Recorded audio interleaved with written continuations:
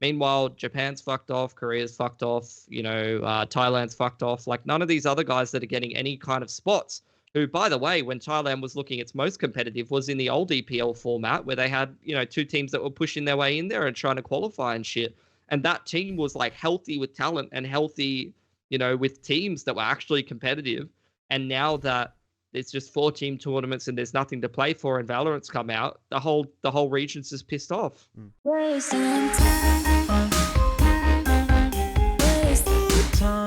All right, let's kick things off then for Geographically Challenged episode number 17. And I think it's actually been a relatively slow news week. There hasn't been a lot of crazy shenanigans going on. As you will note, though, we don't have Bleh again this week. He's busy with the Perfect World League for fall now. So that's going on at the moment. We'll talk a little bit about that. Pilski's back, which is great to see. He's really, really excited to be recording this podcast today. He told me he actually has been waiting all day to do this. So you must be real full keen for this one, Pilski. I'm so happy that you had me on, Jordan. It's such an honor to be a returning guest on your podcast. Definitely didn't have anything better to do today. Well, I do just need someone to carry me most of the time on this because you're a great time filler. So that's why we keep getting you back. Anyway, never shut the fuck up, do I? Pretty much. We've got a new guest, someone that we haven't seen before on Geographically Challenged. So welcome Jimneso, aka Deep Gym Pact, who you can follow on Twitter. Go do that, by the way. He's a person who has been involved in Counter-Strike for a long time, longer than myself, longer than Pilski. Obviously predominantly in the ANZ region, Jim, but you've worked a little bit in Asia. You did Extremesland last year with us.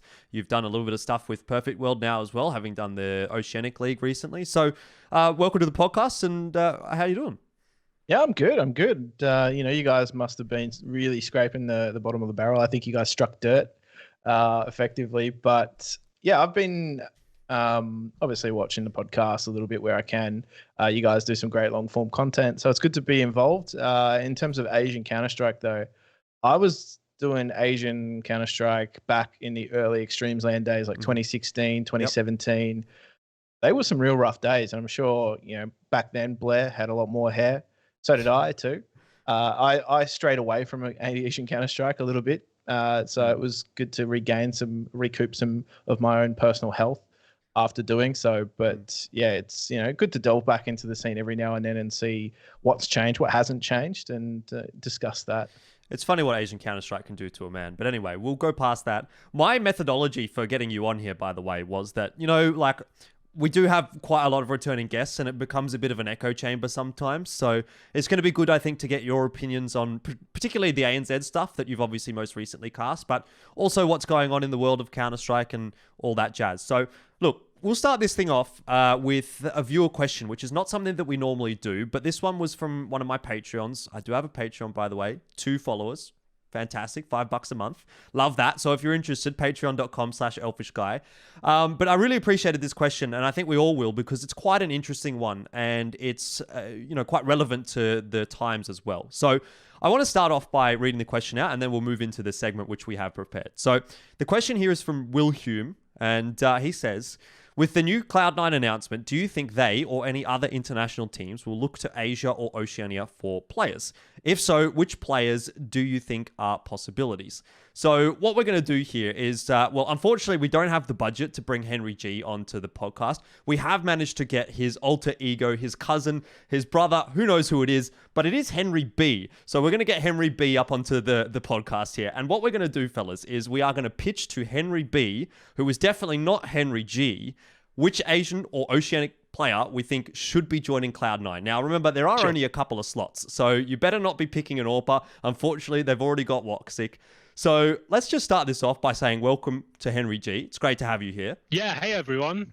All right, looking forward to giving our opinions here. So I don't know who wants to start with this one. Who wants to go first and give their player to Henry to rate and whether or not he'll pick it up?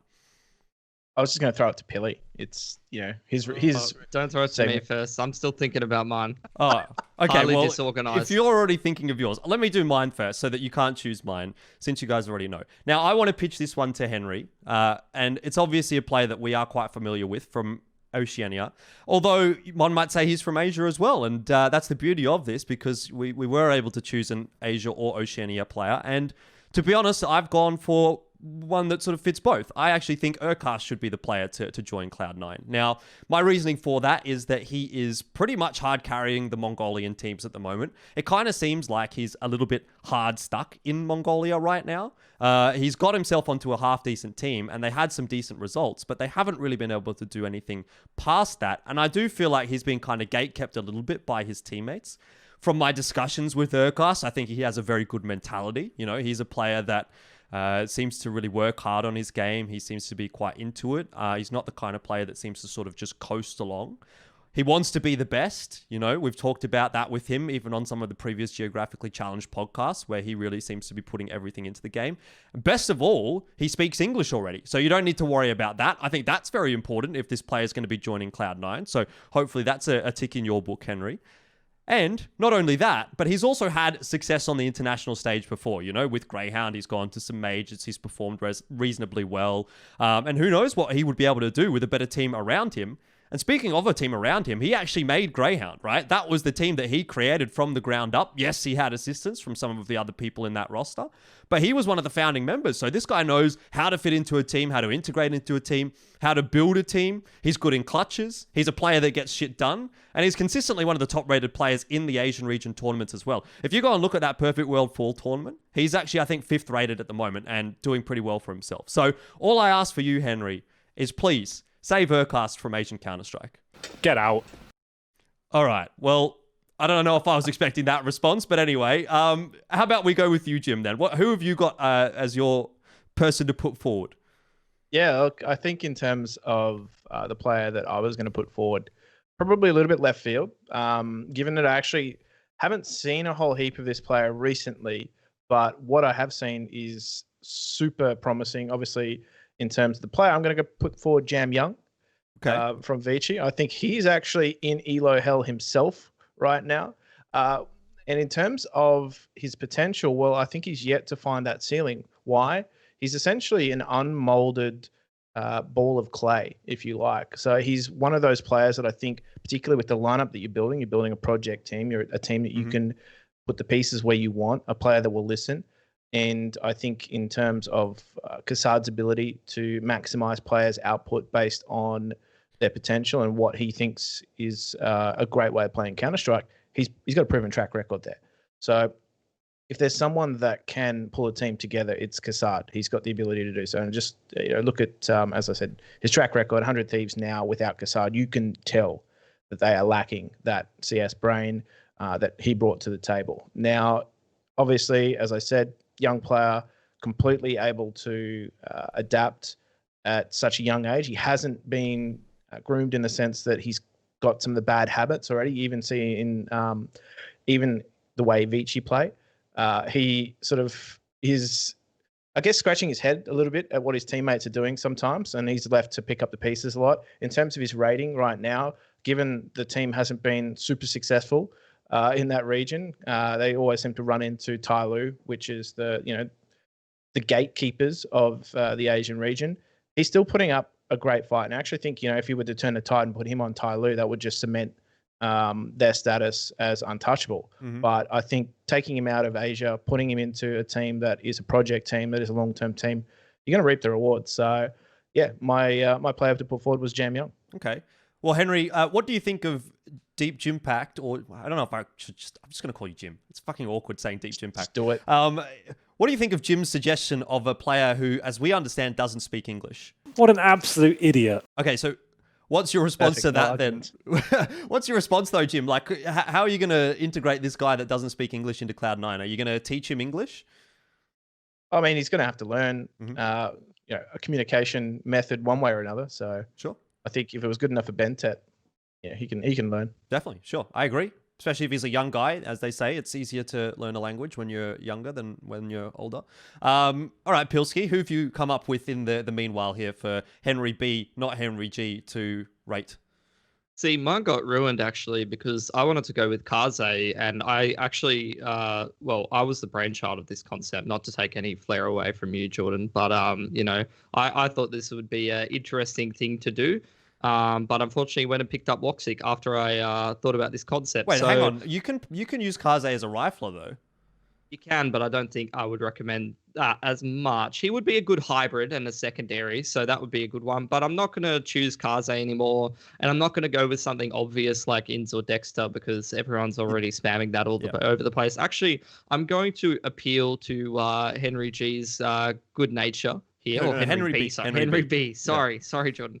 HenryB's good nature here, and I actually want him to save a whole region here. Okay, with this pickup. All right, so no small feats going on here. This would be a good bragging right.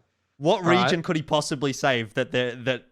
Are you going for a Korean player maybe, Pilsky? I am going for a Korean player here, Jordan. Oh, no. Okay, so all the other Korean players have now moved to Valorant. They've all abandoned Counter-Strike, but there is one lone soldier left at the moment who is also playing in a bit of a mixed team and speaking English.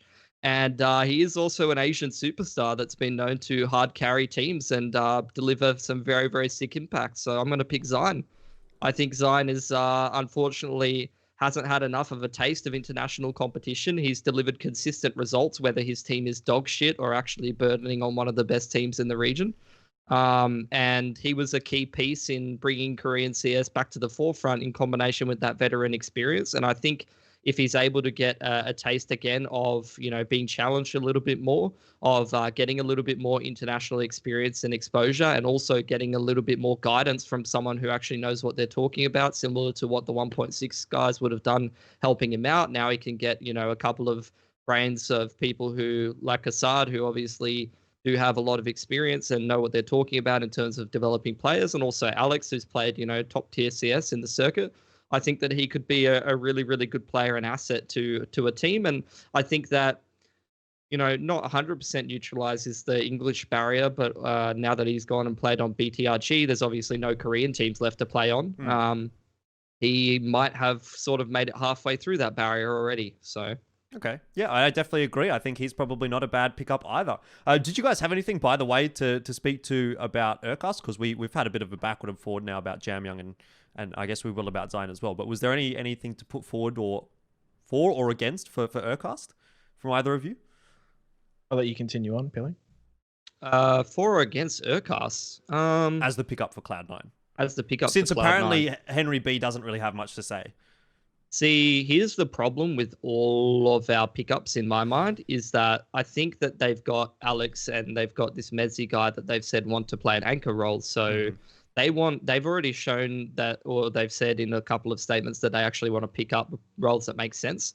And I think all of us have actually picked some more sort of like passive rifler kind of players, like supportive to some extent, although they definitely have a lot more impact, but they're definitely more sort of passive rifler, lurker, sort of big playmaker sort of players. Whereas I think if they want to stick to traditional roles, they're going to need some more playmakers and some more explosive players, actually, which in fact, although, I mean, Asian teams have like a reputation for that kind of thing, I actually feel like a lot of the better players in Asia that I'd want to see go overseas are somewhat more on the passive side, to be honest, like all the guys we're recommending. So maybe like your Kaze choice would have actually fit in a little bit better than someone like Zyne. Yeah, maybe. Like he'd be a good sort of X factor player, like, because on Vici I feel like he's way too neutered. Like he plays passive all the time. He plays within the system. There's a big difference between Kaze, getting his nuts out and slamming them on the table and actually going out and winning you a game, and Kaze who's just like, oh no, I've been flushed off the line. I'm just gonna run away now and, go 10 for 10 even in a match. So I'd like to see him actually thrown into a role where he doesn't have as much pressure to just, be that consistent force and worry about losing the AWP, and instead just sort of be unleashed. And even if he's not, performing lights out or whatever, or he's being a little bit more on the inconsistent side, there is people who can sort of pick up the slack. Whereas Vici, they have notoriously inconsistent players. So I feel like he's forced to be a bit more on that consistent side some cases. You want a team of Mongols 2016 just running out of choke points. Maybe that's what Cloud9 needs. Yeah, maybe they need someone like Score or something. Like just this guy that just fucking shoots everyone in the head from Mongolia that we've never really seen before, but he kind of claps when he plays some of these tournaments. Taking a bit of a chance then on a younger guy there, though.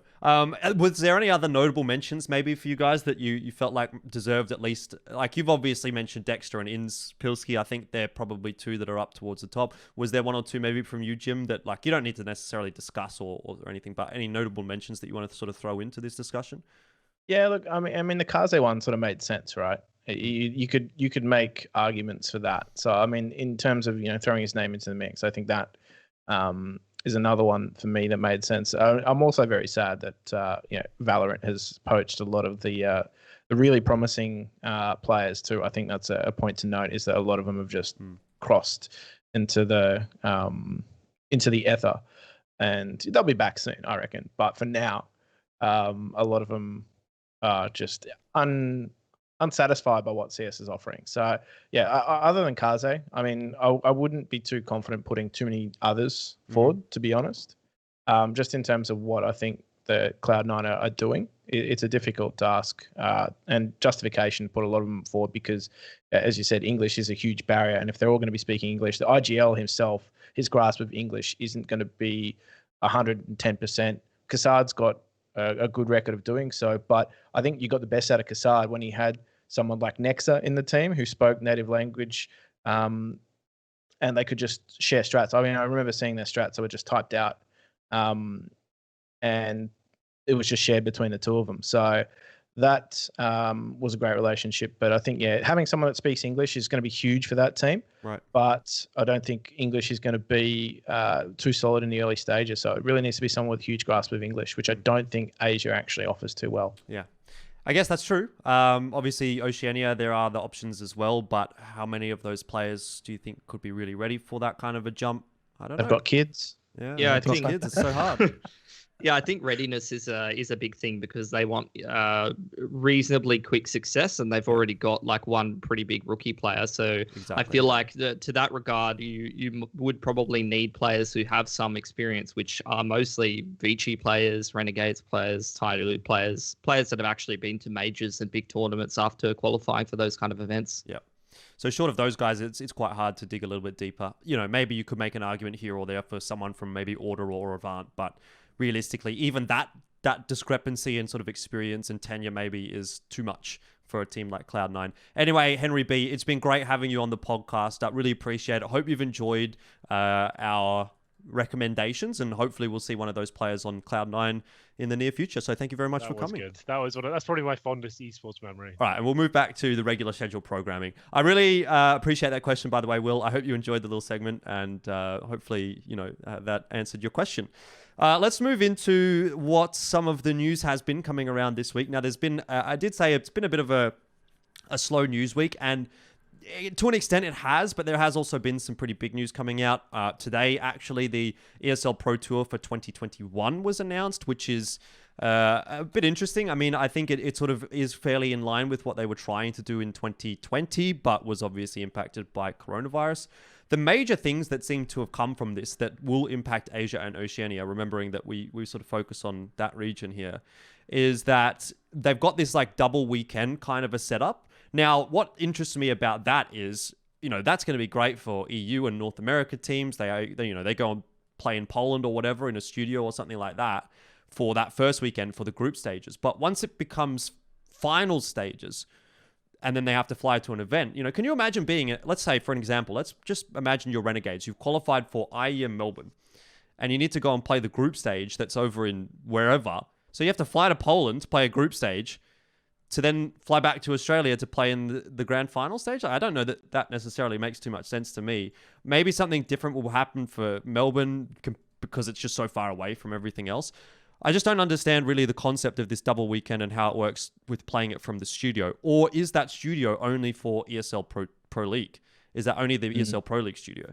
Like maybe that's what I'm thinking about and getting confused there. But it's difficult too now, given that if it's an event in Australia, you really do have to set up those bubbles and those camps for players and teams. So I think it's one thing, you're not going to be able to have that double weekend if there's a 2-week isolation for teams when they come back or where they go somewhere. It's actually going to be really difficult. It's going to rely a lot on the restrictions and the approach, I guess the new way of dealing with sporting events is going to be tested, I think, particularly for this region. We know that obviously all the sporting teams in Australia and Oceania, and I'm just pointing solely at that IEM Melbourne event, that you have to set up dedicated villages. Teams will have to come in 2 weeks early and serve their isolation before they're even able to do anything, if that's still the case. So I'm just, I guess it's just projecting right now that if it happens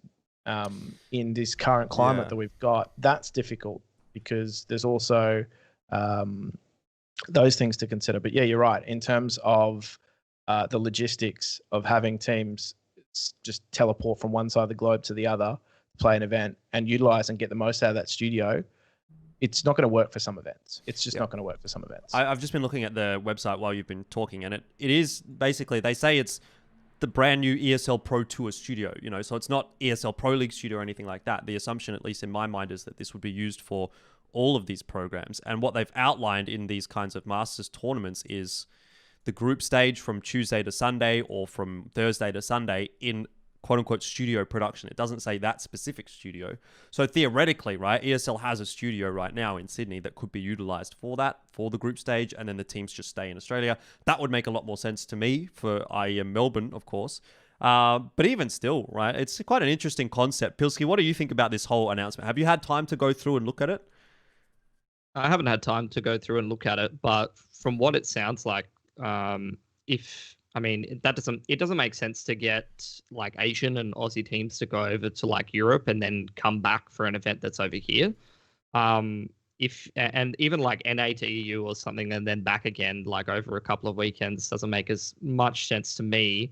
I guess it depends on what kind of like event it is, because it's like we've seen like majors actually do those kind of things. Like instead of having Asia minors in more like regional locations, they've started to make them like on site in combination with the rest of the major, and then just have all of those group stages of different regions still segmented but played at the same location, which is like, I used to think to myself, like, well, if you really want the best teams there, like I love seeing Asian representation, don't get me wrong, and you know, love seeing a team from each region, but if you're going to have them all in the same place anyway, like why wouldn't you just put them all in the same bracket and have a tournament to see who is actually the best teams worthy of qualifying for the tournament? And if they don't make it through against some of the other Euro teams, then why not? I mean, I know that doesn't have a lot to do with the actual Pro Tour announcement, but like I feel like the whole point of, you know, having this representation argument or whatever versus like having competitive teams would be, you know, if you're in favor of actually having the best teams there and you're going to have them all on site at the same place anyway,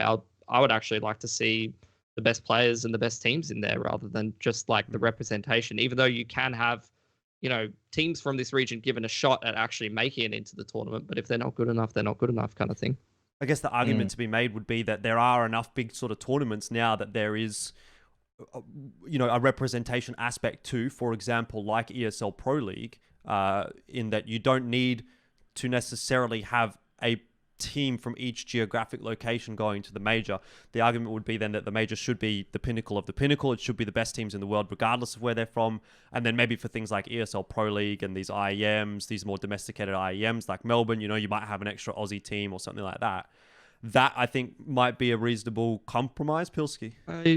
Yeah, to some extent. The thing that kind of triggered me was like, I remember working IEM Sydney, and then there were teams that couldn't get visas, and it was like panic replacements, and I knew that was like the case. But I felt like going into that event, I was really looking forward to casting it because I was looking forward to like Na'Vi and like all these other teams coming and playing in it, and then they didn't end up coming, and we had like basically, you know, I don't want to be harsh to the Aussie teams or whatever, but like it was basically a meme tournament to some extent. Like the group stage was basically people getting their heads bashed in kind of thing, and then you went on through to the playoffs rather than it being like a really competitive tournament. Mm-hmm.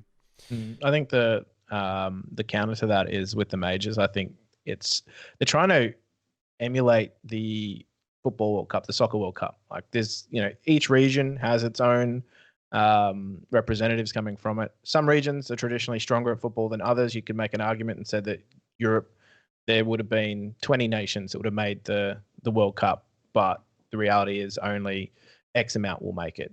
It's the same with CS. I think it really does try and pull to that global appeal for a global game to get all regions interested in Counter-Strike. Otherwise, you're just going to have teams looking towards the Katowice events and things like that, where there's only a smaller amount of those teams actually competing. So, you know, in that case, Katowice is like your Champions League. You've got the best teams in the strongest divisions playing, and then your major is almost like more of a World Cup event.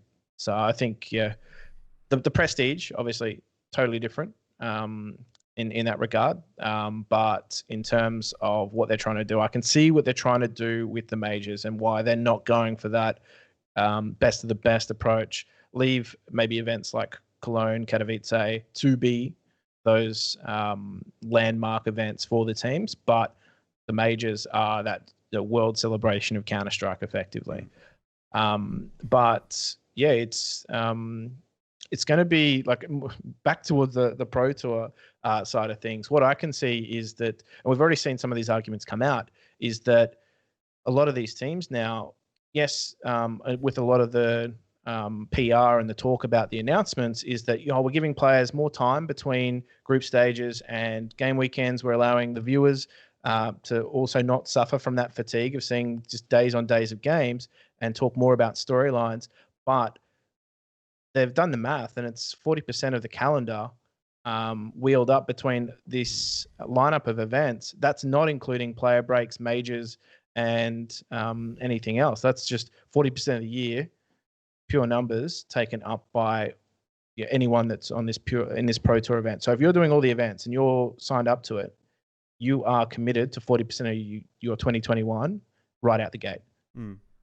Interesting, isn't it? I think for, some teams, maybe even having that knowledge that there is going to be that amount of games to play in might actually be a good thing, right? Obviously, you're coming from the aspect of, well, where does that leave room for the other tournament organizers, right? Oh, absolutely. And also, too, the dedicated player breaks, they're like going to be taking up maybe the other 10%. So there's only 50% maybe to play with for these players. And yeah, that's interesting for me, is that we're going to maybe see TOs just pushed out of the space a little bit. I know 40% is obviously not the whole thing, but if you look at some of the size of some of the players that are also involved, like your blasts, your flashpoints, and even then like your PGLs, they're going to be just sitting on the sidelines going, well, hang on, we've got our calendar planned as well, and there's going to be overlap. So I can already see a huge contention right there.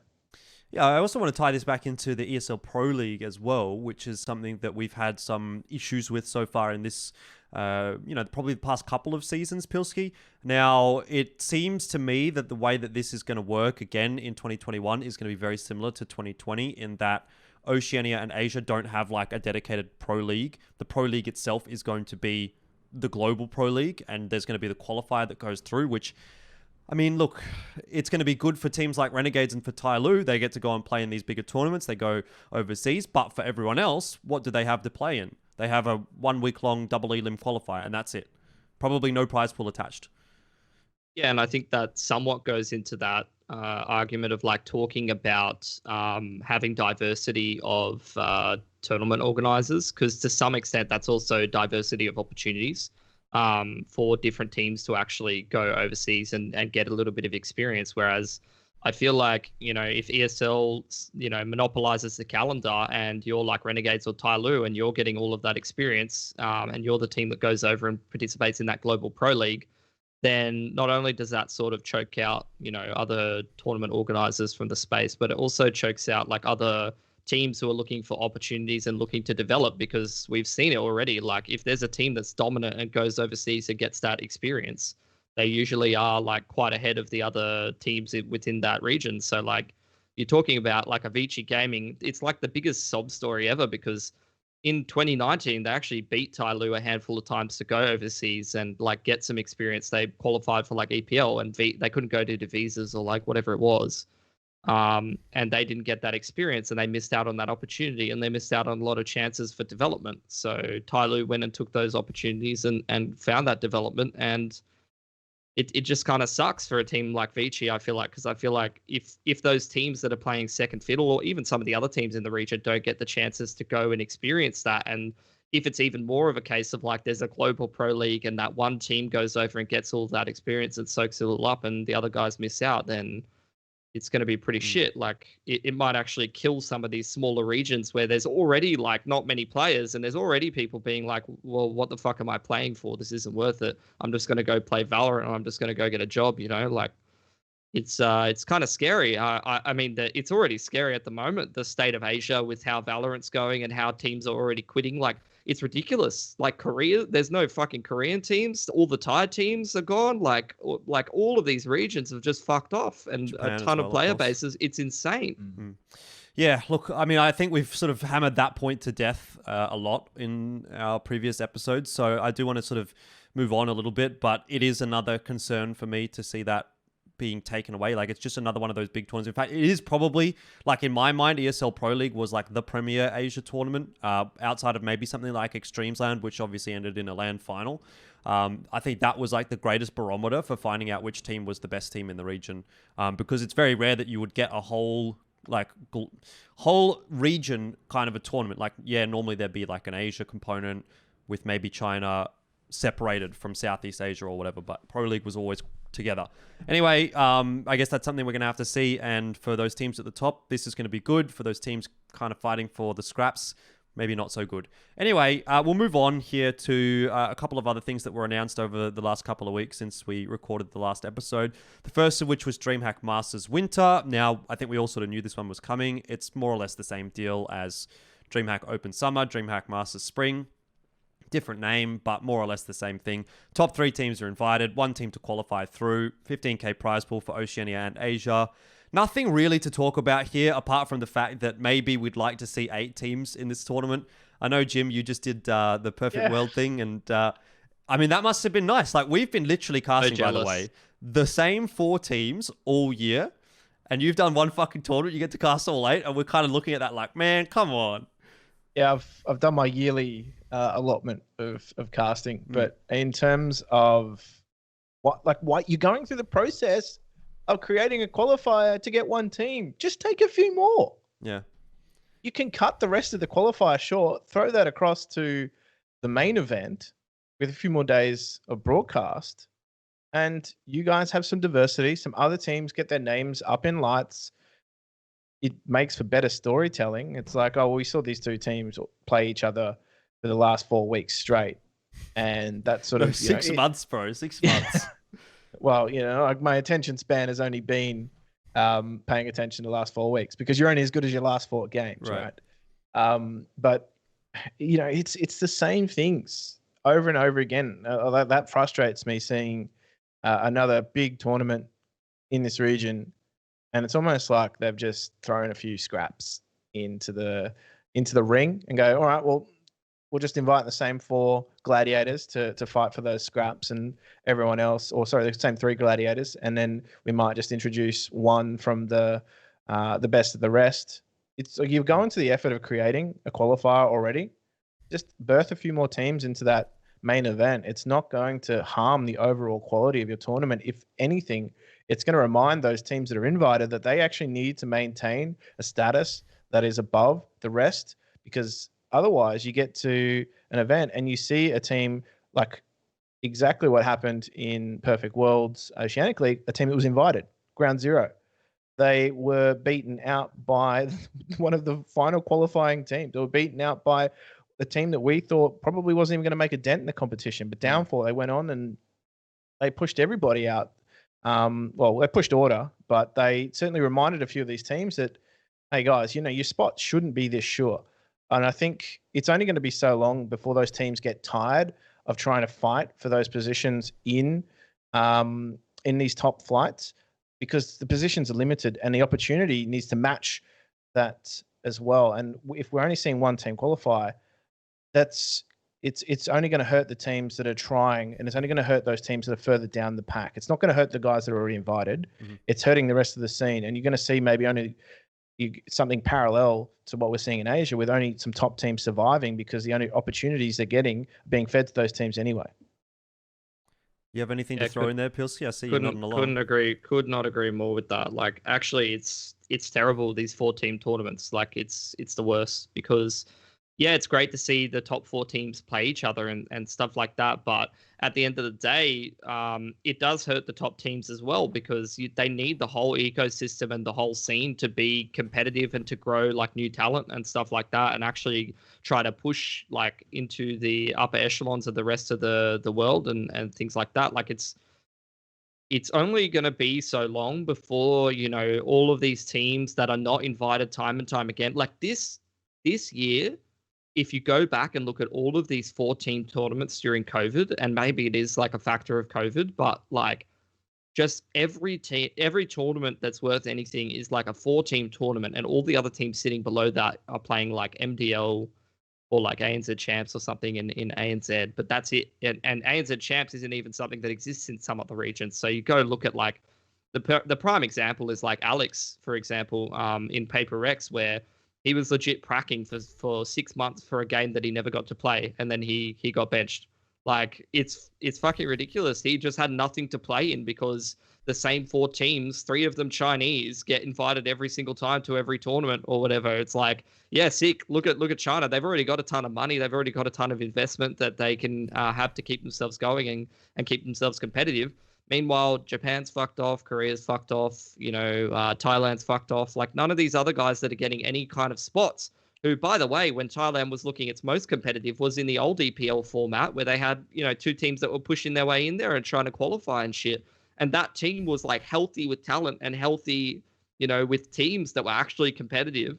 And now that it's just 4-team tournaments and there's nothing to play for and Valorant's come out, the whole region's just pissed off. All right, well, as usual, pretty much the same discussion we've been having for the last couple of weeks.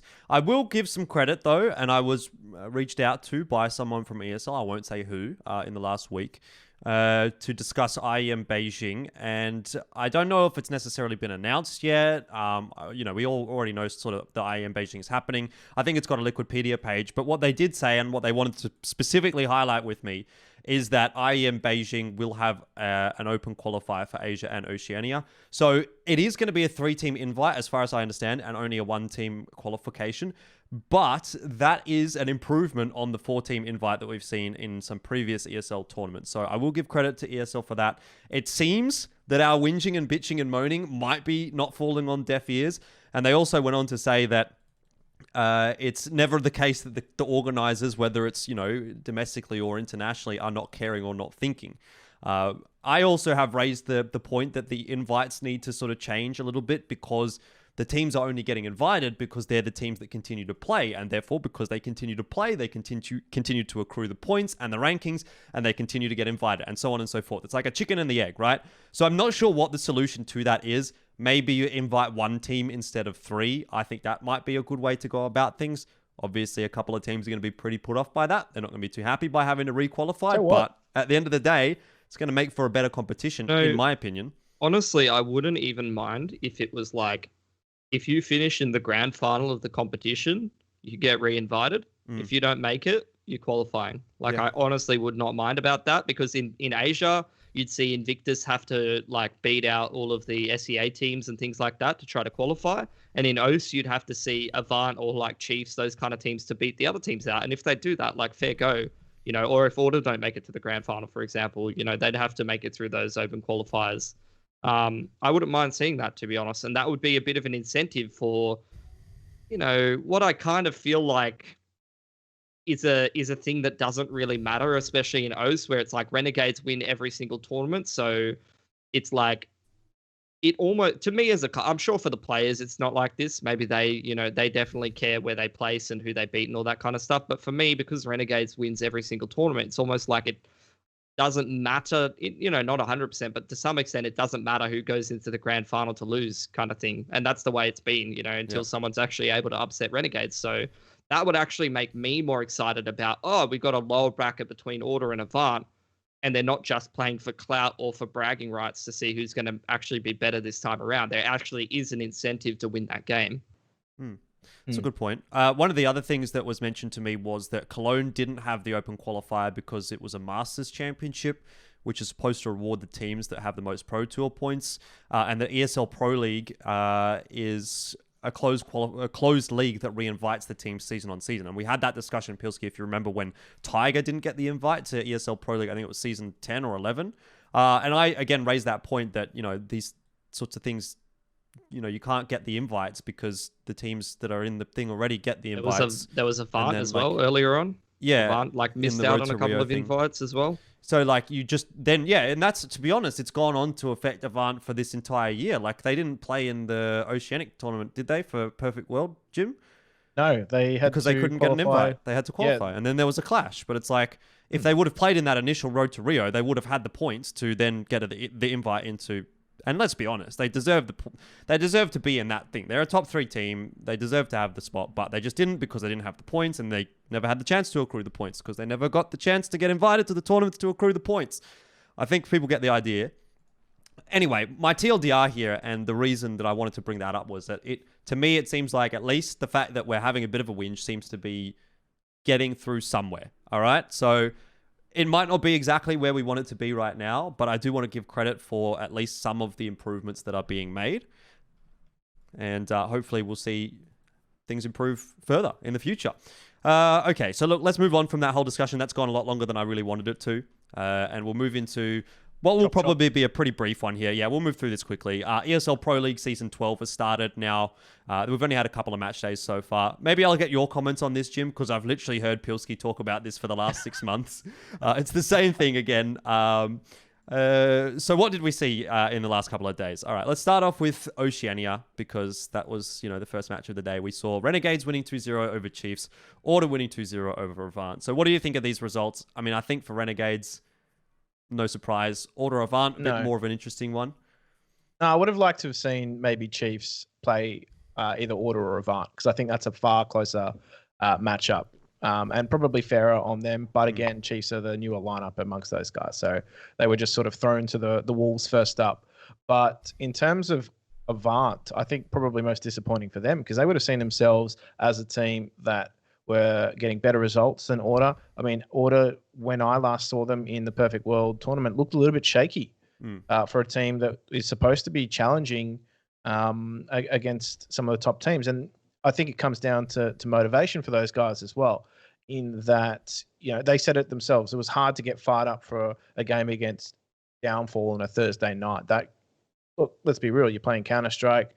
You're going to have those moments where motivation might not be there to play some of these lower teams. But right now, I think Order looked a little bit shaky. They've been able to work on that in the downtime. And it was actually Avant that looked shaky, despite the fact that we've seen some blistering form from Ofnu. I think he's been a real. Oh, sorry, not Ofnu. I was thinking of Ofnu in Chiefs, but he's been a real shining star for them in the way that they're playing. But in terms of Avant, I think they're going to be disappointed. I think they're really going to be disappointed, because they would have seen themselves as second team over Order. It's just that obviously their argument is going to be they haven't had the opportunity to play in a lot of these competitions because they haven't been given the invites, and they haven't had the points. So I think they're going to be disappointed with that, because their first real showing against a team like Order, who was pitted to be in the position that they want to be in, is they didn't get the result that they wanted. So that for me is probably the headline there, is that Renegades do what Renegades did best and just basically punch down on a newer team, and Order got themselves, picked themselves up out of the dust and were able to get one over Avant, who probably weren't at their best. And it's their time that they needed to show themselves at their best, because if they put performances on the board like that, it's hard to make an argument for them being second best in the region. Definitely agree. And I think it's all the more important for them, if they're going to say oh, well, we deserve these spots, we should have got the RMR invites, blah, blah, blah, to then when they do actually have the chance of winning those games, to actually put in a good performance. Because now you look at that and you're like, well, did you really? We all know that they did, and they just had a bad day yesterday. But if you're just a casual viewer, if you're someone from overseas who's, the one that's probably doing these invites, and you're thinking, well, who do I invite? I see them getting almost 16-0'd on their map choice by Order. Maybe they don't really deserve it.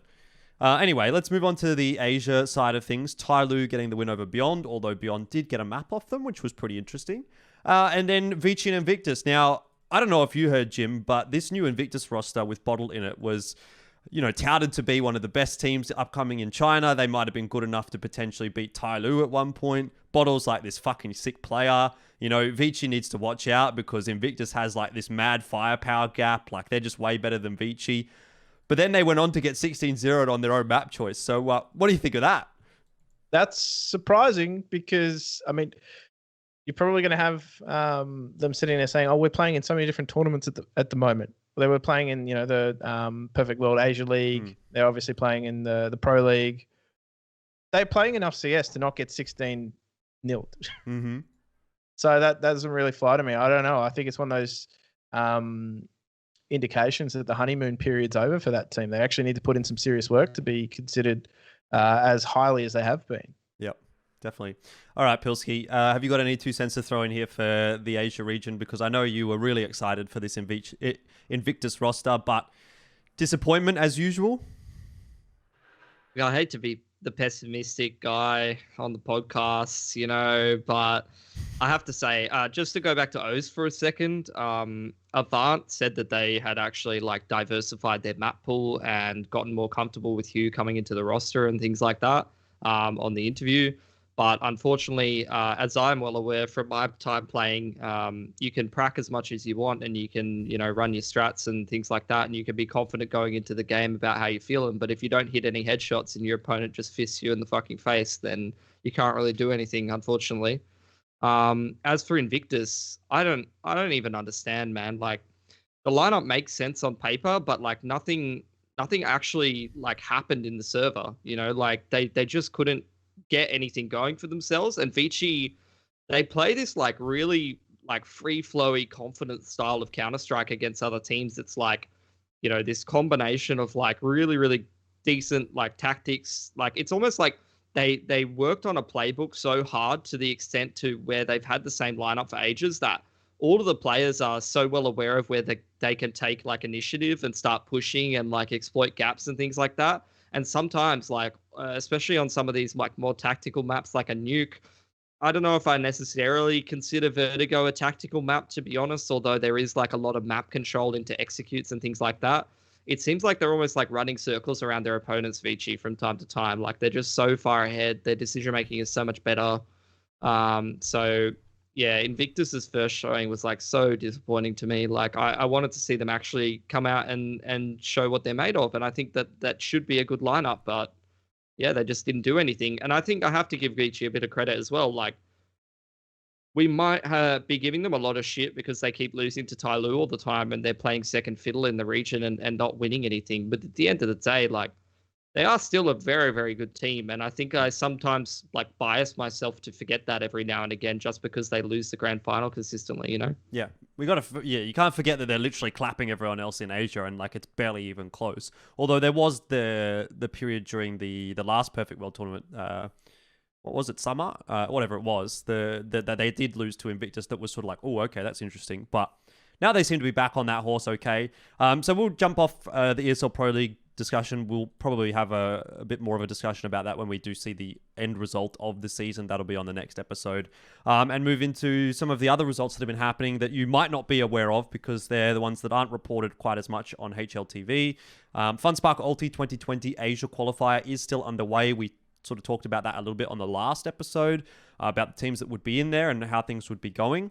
Now, I think we're through into the bracket stage of that now. And what's interesting is, some of these teams have actually made it through that I thought probably wouldn't. You've got Vici, Huatzai, Wings Up, and Let's Quit to go through from Group A. And then Invictus, D13, Lin Vision, and Triumphant Song through in Group B, through in the semi-finals, by the way. So there is a lower bracket. All the other teams are still available to play. Divine Vendetta, Beyond, they're both down in the lower bracket of Group A. Same with BTRG, same with Marzalai. So some of these more well-known names have all been knocked down into the lower bracket.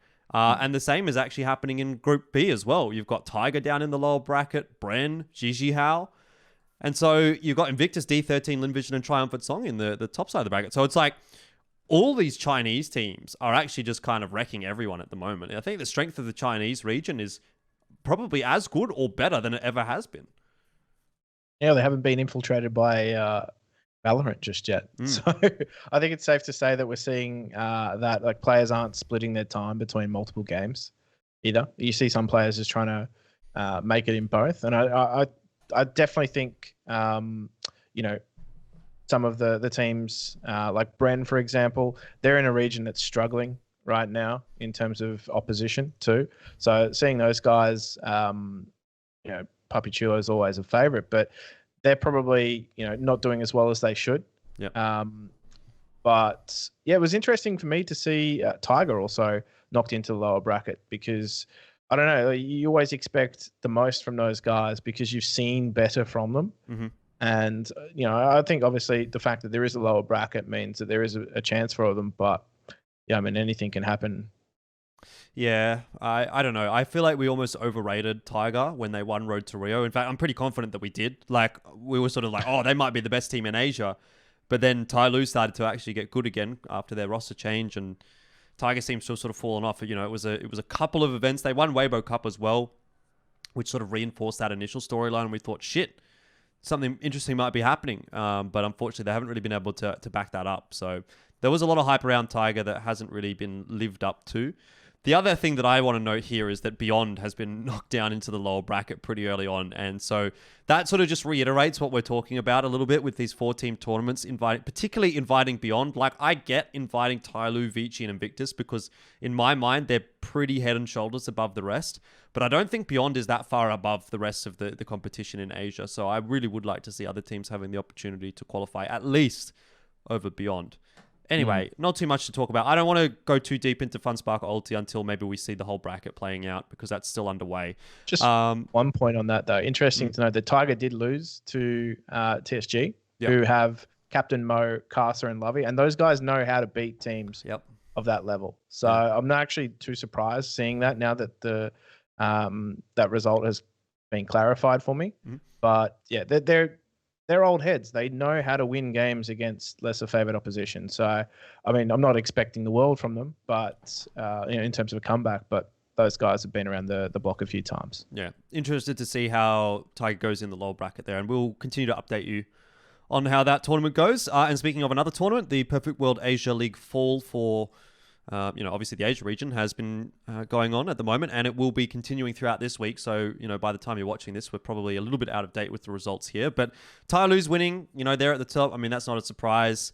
Checkmate, interestingly, is a team that's been putting a few teams to the sword actually lately, and they're a team from Mongolia that we actually haven't been able to really see a whole lot from, but they seem to be really doing well. So the depth of the Mongolian region continues to impress, in my opinion. Another rough tournament so far for Beyond, who's 1 and 2. Same for Bren, 1 and 2. So yeah, I mean, this one's sort of panning out probably the way that you would expect, with the exception of that Checkmate roster, and we'll kind of keep an eye on things as that progresses through as well. My main question about this, though, is like, why are we even playing a RMR tournament now that we know that the major's cancelled like, at what point do we stop calling it RMR tournament and just say it's a tournament, People have been paid. People have been contracted. Things have to be done. You're not wrong. My points. My points. Yeah. How long is this going to go on for, though? Anyway, I don't think we need to talk too much about that again until we see the results from that. So I just wanted to update everyone on that. Let's get into the viewer questions because these are generally more interesting than the show itself. That's probably my fault. Anyway, we've got 2 from Dokunug in Malaysia. I hope I'm pronouncing that right. I'm probably not. Anyway, he knows who he is.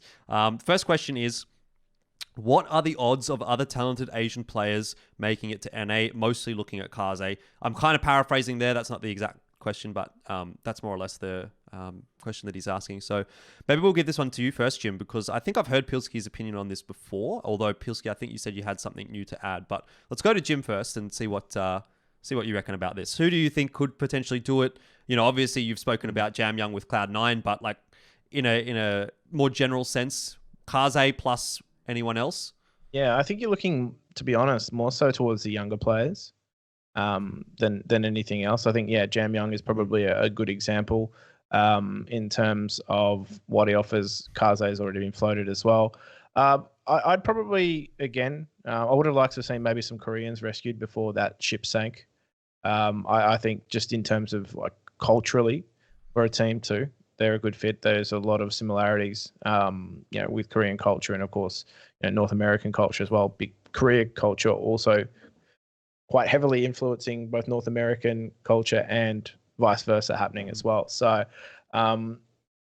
it's a shame to see that ship sink. But in terms of other players, they need to have a solid base in English, because the reality is you're going to have a team in North America that is going to be largely made up of North Americans, and North Americans, much like Australians, don't speak any other languages other than English. And even then, some of it's barely passable as English. So I think, yeah, no one immediately sticks out in my mind, I will admit. I think you're probably looking at some of those younger, like Chinese players, even Bottle Junior, to be honest, could potentially be one to go, but we're probably going to need to see more from him in this region, in these upcoming tournaments as well. But yeah, it's a tough one, because I don't think, outside of Bntet, who was really putting up numbers and really sort of shining above the rest of Asia, there's no one really doing that for me right now. So you really need to pique the attention of everybody, not just people within Asia, because traditionally in North America don't look towards Asia for players in Counter-Strike. Yeah, and just to pick up on that point, that's where I feel like the window's been missed a little bit, because you had like, especially at that Katowice tournament, I feel like that was like the peak where Vici and Tyloo were both doing well, and people were actually hyped around people like Xccurate and Kaze and those kind of guys. And unfortunately, Bentet's the only one who actually made the move when there was arguably a couple of candidates that could have gone. And I feel like if at that time, like maybe Kaze gets picked up by somebody, or you do get like Xccurate going over as well as Bntet, and if those Asian players do well, it sort of like facilitates them to be like, all right, well, who else is in the region that I could go and grab from there? Then that might be like where the dam sort of breaks or whatever. But unfortunately, Bntet getting picked up is, I feel like, something that a lot of different teams have toyed with, but finally only one has actually committed to it. And I don't know how hard it would be to get players away from some of these orgs. I don't know what the situation, I can't remember what the situation was with Bentet's contract. I remember reading about it or whatever, but I think that might have been a factor to what facilitated him actually going to Gen G. But trying to pinch players from Chinese organizations does not sound like a cheap thing to do. Yeah, if I remember correctly, it was when we were talking to Gomez in the episode of Geographically Challenged. He was saying that they had considered picking Bntet up for Renegades, then now 100 Thieves. And there was something to do with the Tyloo contract, and he was sort of going through renegotiations, and then Tyloo was like, oh, well, we'll offer you the same, and he just decided to stay, I think, or something like that. So it seems like, yeah, like what you say, they might not be too eager to give up some of their talent. And again, I also wanted to reinforce the point of it. To me, it seems like when you're a North American or a European team, when there's such a wealth of talent in both of those regions, why are you even ever going to go and look at Asia, right? Which is a consistently downtrodden region, a region that no one really respects, let's be honest. When you could go into tier 3 American CS or European CS and probably find, let's be honest, better players, like 9 times out of 10 than even at the top level of Asian CS. So that's a toughie. And the other question I actually have, which is sort of in addition to this, is do you actually think Bntet has made enough of an impact or has proven himself enough to make people go, oh, you know what, Asian CS maybe has some people behind this guy? Or has he just been, he's been good. I will argue, I think he's been fine. But is fine going to cut it if it's going to mean they're going to look at the rest of the region? He hasn't lived up to the name tag, the Asian Simple. That's the name tag that was put on him. He was just wrecking people in Asia, but he's gone to North America, and I wouldn't say, yeah, you're right, he hasn't failed. He definitely has not failed. But would teams go through all the rigmarole of buying out a player in what seems to be some of the most difficult contract negotiations negotiations? as well, man. Like getting visas from some of the countries that these guys are from to stay in North America is not going to be easy.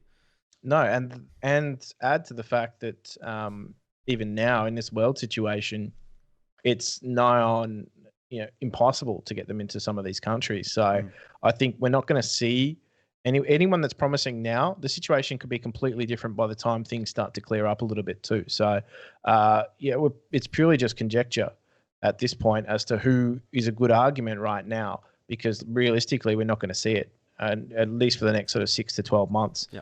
So I'd say Bntet was probably the brightest star in all of that, but he hasn't been setting the world on fire by any means, but he's again not failing by any small measure. Yep, agree.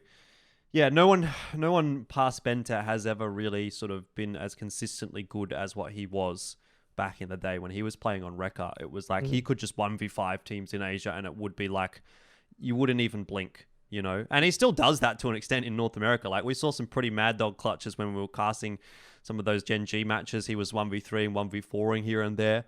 But you don't get that same sense from anyone else. And I'm not saying it has to be a case where a guy has to go and 1v4 everyone every fucking round, but like the numbers that he was able to put up over the course of his tenure within the region really did make you look at him as a once-in-a-generation kind of a talent. And I don't think we have actually seen anyone else like that since then, and maybe we never will. Like, even looking at the dominance of someone like Renegades or Tai Lu, like, their individuals are not hitting the same level that Bntet was when he was on Rekka. And he was on a pretty dogshit team at the time, and he, like, hard carried them to some of the wins. Like, they beat MVP, fucking hell. Basically because of Bntet and Xccurate. But anyway. Yeah. I think the problem with Bntet is he's kind of lost some of his edge after playing international competition and being a bit more selfless in Tai Lu. I think it's a role thing, to be honest, and a mentality thing more than his actual talents. Like, unfortunately, like, as much of a meme as it is, like, the dude is just throwing too many grenades and anchoring too many bomb sites to actually have the same level of impact. Like, he actually needs to just, like, get his dick out a bit more and just go for it, you know, rather than just sort of play for the team. Which, you know, I don't know if that necessarily makes you a better prospect for a legitimately good team, but it definitely gets more eyes on you. For sure, for sure. All right. Well, I think that was a good discussion, so hopefully you appreciated that. We've got another question from Dokunug. Again, apologies if I'm just destroying your name. And this one, again, is in relation to an Indonesian player. He says, if Xccurate had not taken the IGL role on top of his AWPing, do you think he would have been as successful as Bntet? So it's kind of in the same vein of thought almost as what we were discussing just before. He says, I have a strong adversity to IGL AWPers due to concentration needed for them both separately. So I assume he's basically saying he thinks that they should focus on either IGLing or on AWPing. And I think it caused too much stress for Xccurate and caused him to fall apart. So what's your take then on this one, Jim? What was the done thing at the time, right? You had your shining example, which was Fallen, who was leading one of the world's most successful teams, and AWPing at the time. The bigger they are, the harder they've fallen. You would appreciate that one. That was before their fall from grace. But I mean, at that point in time, right, that was your role model. If you're an IGL and you had a bit of an AWPing skill as well, that was sort of, you know, these guys can make it work. We can make it work too, right? It's just you know, a slightly dulled down version of that. In terms of concentration, I actually, like, when I played as an IGL, I know it's sort of a different level.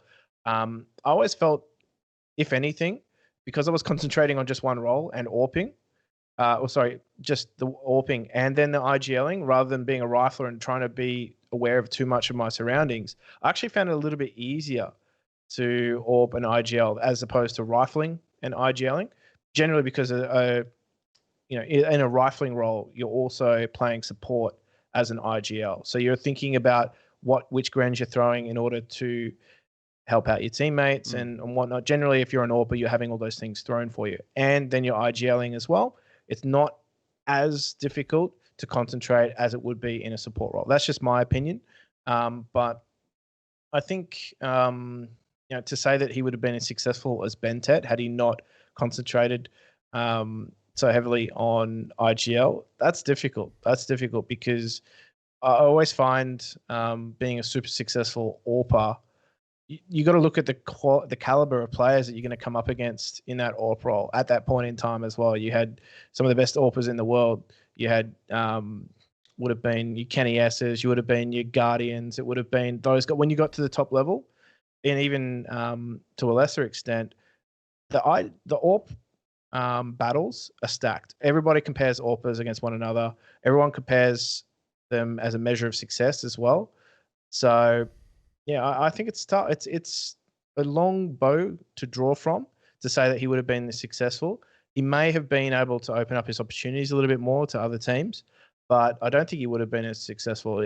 I think you nailed it in saying that Bntet is, you know, it was something special, is something special. Maybe a once in a generational player. Difficult to replicate that even for a player as talented as Xccurate. What's your thoughts on this one, Pilski? I think it's a question that creates more interesting questions than the actual question itself, to be honest.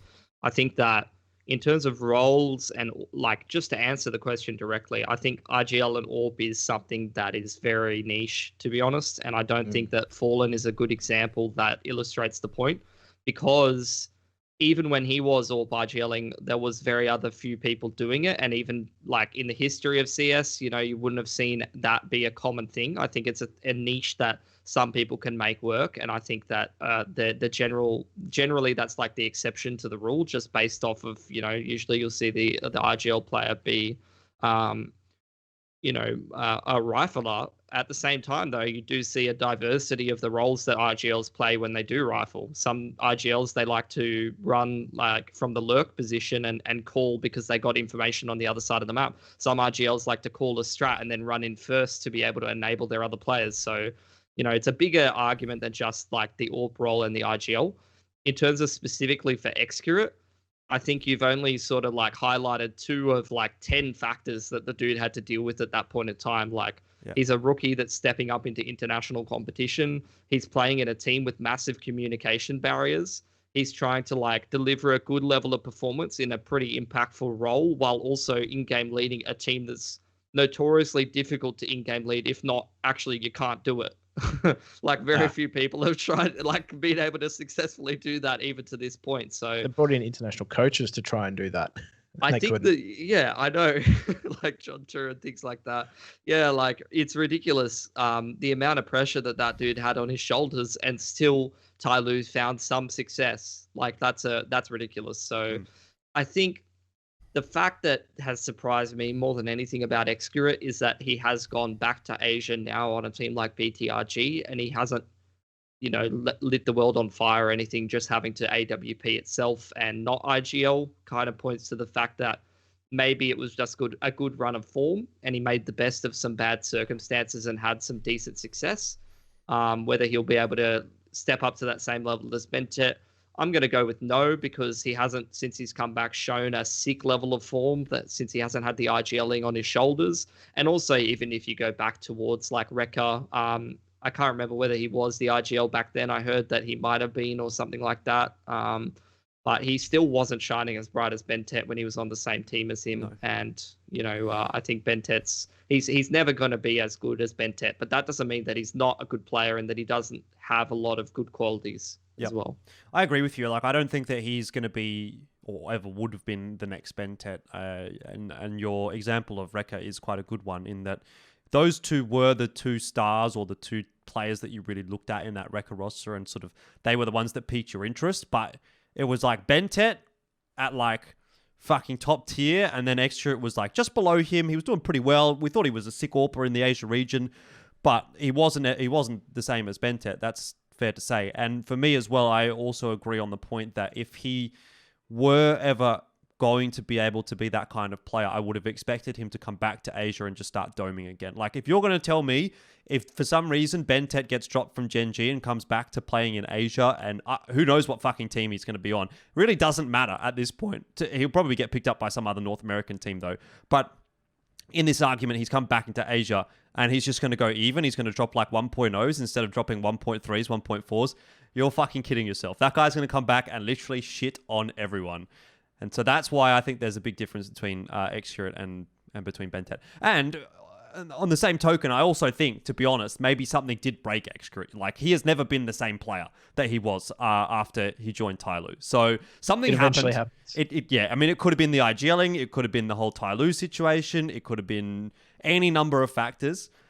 But the player that was in Rekka and into early stages of Tyloo versus the player that eventually got benched from Tyloo and came back to BTRG, he's never been the same, I don't think. I would also argue that being in Tyloo also broke Bntet a little bit, to be honest. Like, yeah, he's not been the same player before and after Tyloo as well. At least I think I saw a deterioration and a very, very distinct change in his play style and how he approaches the game as he went deeper and deeper into Tyloo and got exposed to more international competition. And I think it's a case of, you know, he's essentially, he was this beast that was unshackled, and he's been just whipped by the forces of Asian Counter-Strike, but that's going to leave scars. So he's essentially unchained, but now he's carrying all these scars of teams past or games past in Asia, and I think that affects him. It affects all of us.